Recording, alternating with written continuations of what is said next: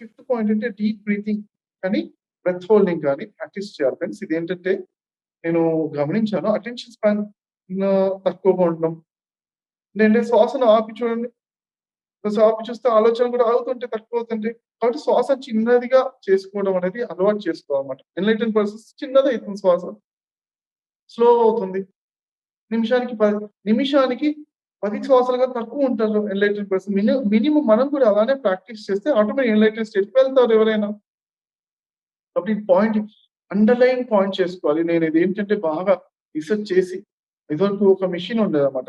అదేంటంటే కడుపు దగ్గర పెట్టుకుంటే అది ఎన్ని శ్వాసలు నిమిషానికి కొట్టుకుంటుంది, ఎన్ని శ్వాసలు తీసుకుంటా అని చక్కగా చెప్పేదన్నమాట.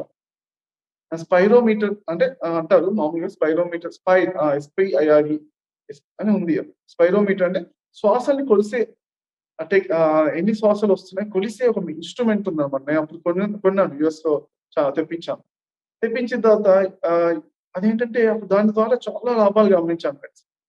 శ్వాస చిన్నదిగా ఉంటే మనం చక్కటి మెడిటేషన్ అద్భుతమైన ఆలోచన అయితే స్థితిలో ఉన్నప్పుడు 5 కన్నా తక్కువ ఉంటాయి శ్వాసలు.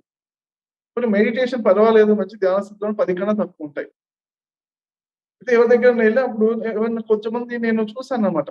దాని ద్వారా ఇరిటేషన్ తెప్పిస్తారు కొంతమంది. అంటే వాళ్ళ మన ఇరిటేషన్ మన లోపల ఇరిటేషన్ బయటకొస్తుంది. మన లోపలే ఉంది. ఇంక వాళ్ళు తెప్పించడం కాదు. మన లోపల ఉన్నాయి బయటకొస్తదన్నమాట. వాళ్ళు కావాలని ఎక్కడ ట్రిగ్గర్ పాయింట్స్ అంటే ఎక్కడ నొక్కాలో వాళ్ళు అక్కడ నొక్కాలని తెలుసు. వాళ్ళు ఎక్స్‌పర్ట్స్ వాళ్ళు మాస్టర్స్. వాళ్ళు అప్పుడేంటే నేను చూసాను కొంతమంది దగ్గరికెళ్ళినప్పుడు నా శ్వాస పెరిగిపోతుంది. 22, 28 శ్వాసలు నిమిషానికొచ్చేస్తున్నాయి. అన్నప్పుడు ఆహా! వెంటనే గమనించి వాళ్ళ దగ్గర ఉన్నప్పుడు ప్రతి ఒక్కరి దగ్గర ఉన్నప్పుడు నా శ్వాస ప్రశాంతంగా ఉండాలని నేను ప్రాక్టీస్ చేశాను.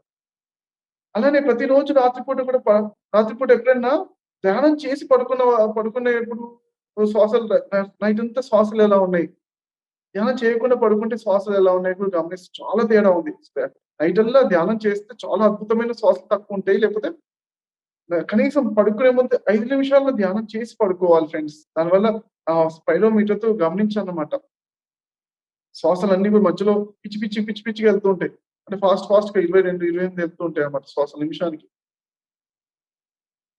సో, అలా అంటే మన శ్వాసల్ని నిదానంగా చేసుకొని ఒక ప్రాక్టీస్ చేయాలి. ఓకే. స్లోగా వదలడం స్లోగా. నిదానమైన శ్వాసలతో ఉండడం అనేది రోజంతా ప్రాక్టీస్ చేయాలి. దీనికి ఒక టెక్నిక్ ఏం చెప్తాను నిదానంగా వదలడం అని చెప్తాను. నిదానంగా వదిలితే పీల్చుకునే కొంచెం ఫాస్ట్ పీల్చినా పర్లేదు గానీ కొంచెం వీలైనంత ఎంత నిదానంగా వదిలితే అంత గొప్పది అని శాస్త్రాల్లో చెప్పారు. మన వీళ్ళందరూ ఉన్నారు కదా! కపిల మహర్షి ఇలాంటి సిద్ధాశ్రమం అంతా కూడా దాని బేస్డే ఉంది.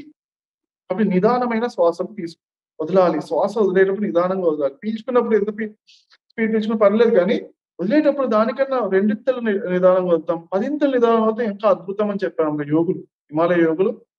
మరి నేను రిషికేష్‌లో ఒక మాస్టర్‌ని కలిసాను. ఆయన చెప్పారన్నమాట. కనీసం రెండింతలు పీల్చుకునే దానికన్నా రెండింతలు స్లోగా వదలాలి. 10 స్లోగా వదిలితే అది అద్భుతం అని చెప్పారు. ఓకేనా? సో ఫ్రెండ్స్ ఇందులోపల ఇంకోటేంటి ఫ్రీ డైవింగ్ అని ఒకటుంటుంది. స్కూబా డైవింగ్ అని మెషిన్ పెట్టుకున్న వాటర్‌లో వెళ్ళరు.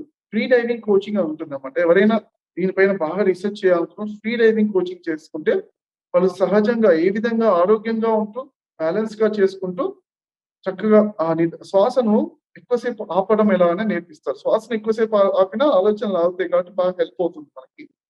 వాళ్ళు 5 నిమిషాలు ఎలా ఆపాలని ఈజీగా నేర్పించారు. ఎవరికైనా నేర్పిస్తారు. 7 నిమిషాలు ఈజీగా ఉంటారు అక్కడ వాళ్ళు.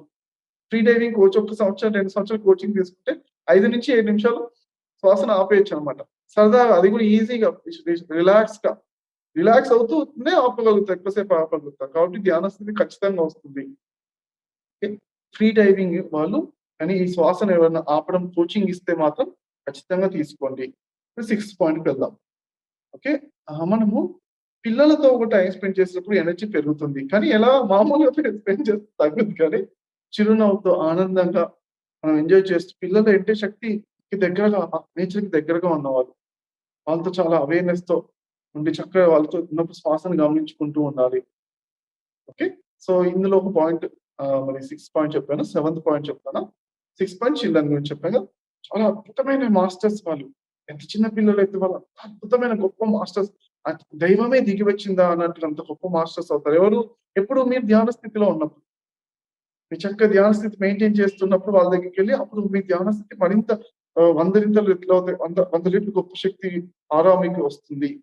మీ ధ్యాన స్థితిలో లేనప్పుడు పిల్లలు మామూలు పిల్లలే. అల్లరి పిల్లలు మీ శక్తి తినేసే వాళ్ళవుతారు. అంటే అలా అనిపిస్తుంది మనకి. కానీ పిల్లలు దైవాత్మ సంభూతులు. ఎప్పుడు మీకు ధ్యానం చేస్తూ ధ్యాన స్థితిలో కొంచెం అన్నా మెయింటైన్ చేసినప్పుడు వాళ్ళ పవర్ అర్థమవుతుంది. పిల్లలకును ప్రకృతికి ఉన్న శక్తి మన ధ్యాన శక్తి కొంచెం పెరిగినప్పుడే అర్థమవుతుంది ఫ్రెండ్స్. అప్పటి వరకు అది కొంచెం కొంచెమే ఉంటుంది. చాలా లాభం ఉంటుంది దాని లోపల. ఓకే. ఇంకొక పాయింట్ అంటే మరి డాన్సింగ్ ఇన్ రెయిన్. ఓకే. మరి వర్షం లోపల డాన్స్ చేయడం అనేది చాలా అద్భుతం. మనం ఏంటే ఇప్పుడు వర్షాకాలం కాబట్టి చెప్తున్నాను. ఈ వీడియో చేసే ఈ టైంలో వర్షాకాలం. ఈ వీడియో ఫ్యూచర్‌లో ఎక్కడెక్కడ ఎంతో మంది చూస్తారు. ఏ కాలంలో చూస్తారు. వర్షాకాలం వర్షం చేసే డాన్స్ అంటే డైరెక్ట్‌గా ఆకాశం నుంచి పడే వర్షంలో చాలా శక్తి ఉంటుంది. లేకపోయినా మనం ఇంట్లో స్నానం చేసిన తర్వాతైనా మెడిటేషన్ చేయండి కొంసేపు.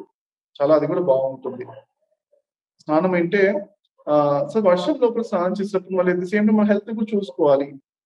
చక్కగా స్ట్రాంగ్‌గా ఉన్నవాళ్ళు అరగంట, గంట సేపు ధ్యానంలో చేయాలి వర్షంలో చక్కగా. ఇప్పుడు కొంచెం అటు ఇటుగా కొంచెం బాడీ సహకరించదో మన జలుబవుతుందో, చలి ఎక్కువైపోతుంది అంటే వర్షంలో డాన్స్ చేస్తున్నారు.